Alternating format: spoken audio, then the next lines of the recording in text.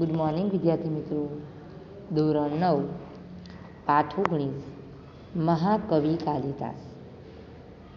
એના લેખક છે નરપત બરહટ હટવેચા. આપણે મહાકવિ કાલિદાસ જે છે તે મહાકવિ કાલિદાસ કેવી રીતે બન્યા તે આ પાઠમાં આપણે જોવાનું છે. ચલો આપણે જોઈએ આગળ. महाकवि कालिदास. कालिदास को हम मात्र संस्कृत के महाकवि के रूप में जानते हैं. स्वयं महाकवि कालिदास ने अपने विषय में कुछ नहीं लिखा है. बराबर. અહીંયા જે કાલિદાસ જે છે તે સંસ્કૃતના મહાકવિ છે એવું આપણે જાણીએ છીએ. તેમણે પોતાના વિષય ઉપર કશું લખ્યું નથી. हर्षचरित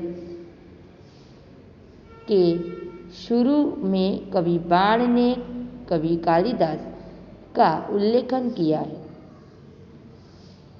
इससे पता चलता है कि कालिदास बाण से पहले हुए हैं. એટલે જે બાણ જે કવિ છે એમણે પણ કવિ કાલિદાસના વિશે લખેલું છે. એના ઉપરથી આપણને ખબર પડી જાય કે બાણ જે કવિ છે તેના પહેલાના कालिदास છે.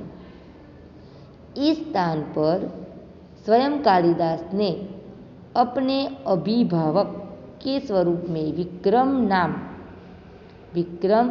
नाम का उल्लेखन किया है. वह कौन सा विक्रम है इस बात का अभी पूरी तरह पता नहीं चल पाया है. એટલે કે કાલિદાસે વિક્રમ સંવંત વિક્રમ આપણે લખીએ તે વિક્રમનું લખેલું છે પણ એ કયા વિક્રમ એ લખેલું નથી. એની પૂરી जानकारी આપણી પાસે નથી.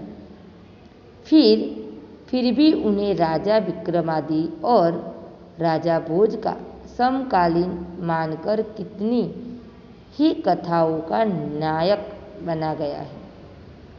विभिन्न भाषाओं में पहेलियों और लोक कथाओं में उनकी विद्वता, कविता और चमत्कारिक प्रसंगों का वर्णन मिलता है. એટલે કે મહાકવિ કાલિદાસ જે છે એ વિક્રમાદિત્ય અને રાજા ભોજના સમકાલીન માનવામાં આવે છે અને એમની બધી કથાઓમાં તેમના નામ જોવામાં આવેલા છે.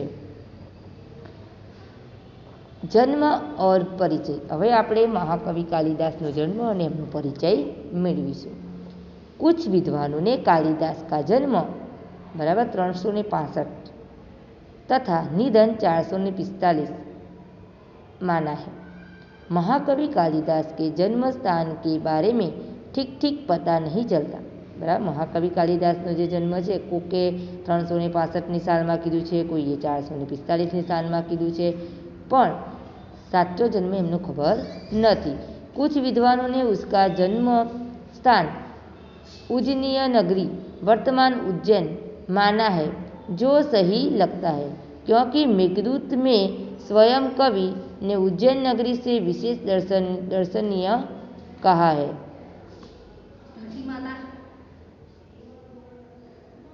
એટલે કે કોકે કાલિદાસનો જન્મ उज्जैन માનવામાં આવ્યો છે અને उज्जैनीय को विशेष दर्शनीय कहा है और लंबा रास्ता पड़ने पर भी उधर से आने के लिए बादल से अनुरोध किया है.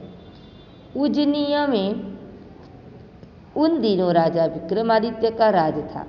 वहाँ की प्रजा सब प्रकार के એટલે કે ત્યારે ઉજ્જૈન નગરીની અંદર વિક્રમાદિત્યના રાજા જે હોય છે તેમનું રાજ્ય ચાલતું હોય છે અને તેની પ્રજા બહુ સુખી હોય છે.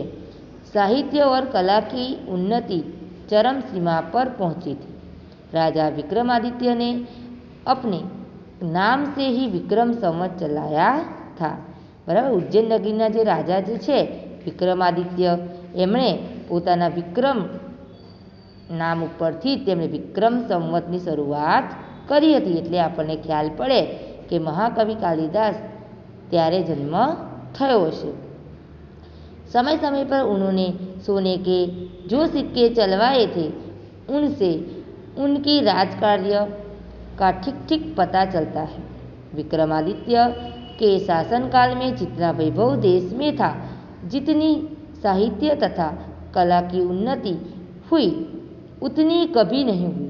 કે જ્યારે વિક્રમાદિત્ય ઉજ્જૈન નગરીના રાજા હતા ત્યારે એમણે અલગ અલગ પ્રકારના વિક્રમ સંવતના સિક્કાઓ પણ बनाव्या હતા।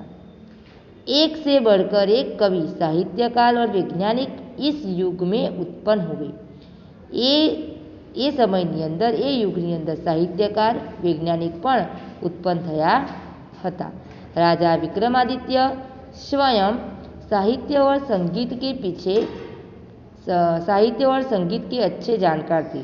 विक्रमादित्य राजा होवाने साथ साथे ते साहित्य और संगीतना पण जानकार હતા। संस्कृत भाषा की उन्नति भी उस काल में ही अधिक हुई। कि संस्कृत भाषा जे छे ए जमानानी अंदर ज एनु अधिक विस्तार थयो हतो। अपने पूर्व जीवन में बुद्धू माने जाने वाले कवि कालिदास विक्रमादित्य के दरबारी कवियों में से सर्वश्रेष्ठ थे। એટલે કે જે બુદ્ધુ બરાબર એમનામાં બુદ્ધિ ન હતી કવિ કાલિદાસની અંદર, પણ તેની પાછળ પણ એક સ્ટોરી છે તે આપણે જોઈએ કે વિક્રમાદિત્યના દરબારની અંદર સર્વશ્રેષ્ઠ સારામાં સારો કવિ એ महाकवि कालिदास હતા। कालिदास के अतिरिक्त 8 और कवि भी दरबार में थे, नवरत्न कहलाते थे। जे विक्रमादित्य नाम जो उज्जैन છે તેની અંદર વિક્રમાદિત્ય नामना जे राजा था एमना नवरत्न था। नवरत्नोमांना एक रत्न महाकवि कालिदास ये सर्वश्रेष्ठ था। कालिदास के विषय में कहा जाता है कि वे युवा व्यवस्था तक निरक्षक थे। निरक्षक एटले भणेला ना होय एवा। जे जुवान थया त्यां सुधी ए अभण हता, एमने कशुं ज्ञान हतुं नहीं। जिस डाल पर बैठते उसी ही काटते थे। कि जे झाड़नी डाल पर बेसता ए डाल कापता, एटला बुद्धू हता कालिदास। निरक्षर होने पर भी वह इतने विद्वान और महाकवि किस तरह बन गए भी एक बड़ी विचित्र और रोचक कहानी है। बराबर मैं तमने बात करी एम कि एनी पाछळ एक युवान थया त्यां सुधी ए बहु बुद्धू हता, एमनामां बुद्धि हती ज नहीं, तेम छतां एमनामां बुद्धि केवी रीते आवी एनी पाछळ पण एक कहानी छे। उन दिनों शारदानंद नाम के एक राजा थे। एवा समयनी अंदर एक शारदानंद नामना एक राजा हता। उनके एक गुणवंती और विद्वान पुत्री थी। एमनी एक पुत्री हती ते बहु गुणवान अने विद्वान हती, जिसका नाम विद्योत्तमा था। एनु नाम हतुं विद्योत्तमा। वह बहु सुंदर और रूपवती भी थी। ये बहु सुंदर पण हती अने रूपवान पण हती। उसके रूप, गुण और ज्ञान की प्रशंसा दूर दूर के देशों तक फैली हुई थी। कि एनो रूप, एना गुण, एनु ज्ञान बधी ज वस्तुनी वातचीत आखा देशों में फैलावी हती, दूर दूर सुधी। विद्योत्तमा को अपने रूप, गुण और ज्ञान का बड़ा घमंड था। विद्योत्तमा देखावड़ी छोकरी हती, देखावड़ी राणी हती, बराबर राजकुमारी, तो एने रूप अने एना गुण अने एना ज्ञाननुं बहु ज घमंड हतुं। अपने विवाह के संबंध में उसने एक घोषणा कर रखी थी कि जो उसे शास्त्रार्थ में हरा देगा उसे के साथ वह अपना विवाह करेंगी। विद्योत्तमा देखावड़ी राजकुमारी हती एटले एणे एवी घोषणा करावी हती के जे राजकुमार मारी साथे शास्त्रार्थ करशे अने जे मने हरावी देशे एनी साथे लग्न करशे। उसकी इस घोषणा की जानकारी जैसे जैसे पास पड़ोस के देशों तक पहुंच गई, वहाँ वहाँ से विद्वान तथा पंडित विद्योत्तमा से शास्त्रार्थ करने के लिए आने लगे। बराबर एने जे घोषणा करावी ए बधा सांभळीने आटली सुंदर कन्या जोड़े लग्न करवा माटे बधा उपस्थित थाय छे अने एनी साथे शास्त्रार्थ एटले शुं के भणवानुं जे ज्ञान होय ज्ञानमां हरावी देवुं। बराबर एटले शास्त्रार्थ करवा जे हरावी देशे एनी साथे लग्न करशे।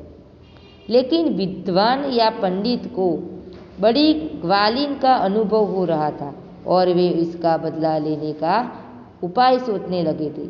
विद्वानों और पंडितों ने मिलकर तय किया कि विद्योत्तमा का विवाह किसी मूर्ख से करवा दिया जाए तो इसका घमंड टूट जाएगा और वे अपनी अपमान का बदला भी ले सकेंगे। એટલે વિદ્વોત્તમાએ શું કર્યું કે જેટલા બધા વિદ્વાનો જે આવ્યા એમની સાથે શાસ્ત્રાર્થ કર્યો તો બધાને અપમાન કરવા લાગી. એને એવું હતું કે હું રૂપવાન છું, મારામાં ઘણું બધું જ્ઞાન છે, મારા જેવું કોઈ હોશિયાર નથી, એને એવું અભિમાન હતું. અને બધાને હોશિયાર હોવા છતાં બધાને અપમાન કરીને કાઢી નાખે છે. એટલે બધા ભેગા થઈને બીજા વિચારે છે કે આપણે આનું ઘમંડ તોડવું પડશે. એટલે अतः अब वे ऐसे एक मूर्ख की तलाश में रहने लगे कि संयोग से उन्हें एक दिन ऐसा ही मूर्ख युवक मिल गया.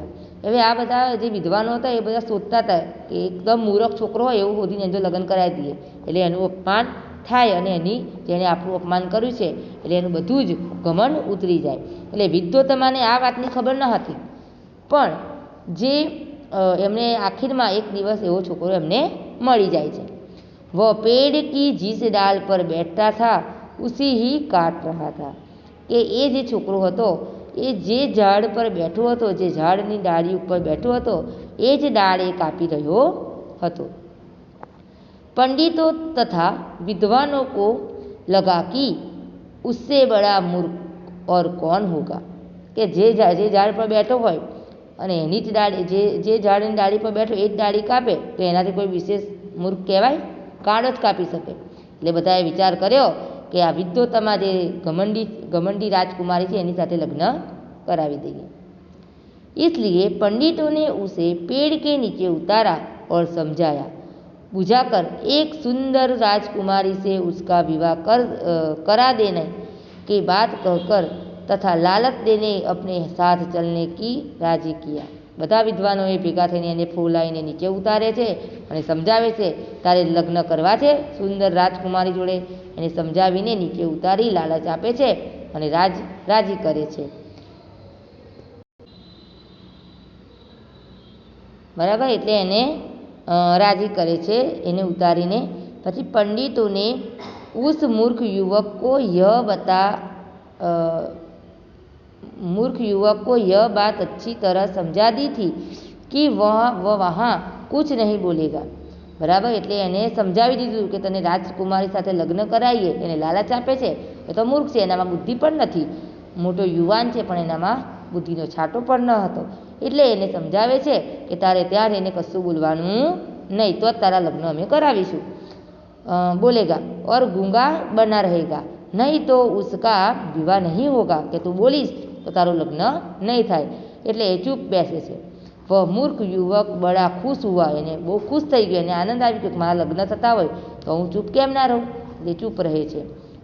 उसने पंडितों की बात मान ली और उसके द्वारा दिए गए अच्छे कपड़े पहन लिए. એટલે પંડિતોને પેલી વિદ્વોત્તમા જોડે બદલો લેવાનો હતો રાજકુમારી જોડે, એટલે એને સરસ મજાનો તૈયાર કરે છે. દેખાવડા હતો આ છોકરો, એ મસ્ત મજાનો તૈયાર કરીને એને રાજમહેલમાં લઈ જાય છે. पंडित उसे विद्वोत्तमा के पास वस्त्रार्थ के लिए ले गए.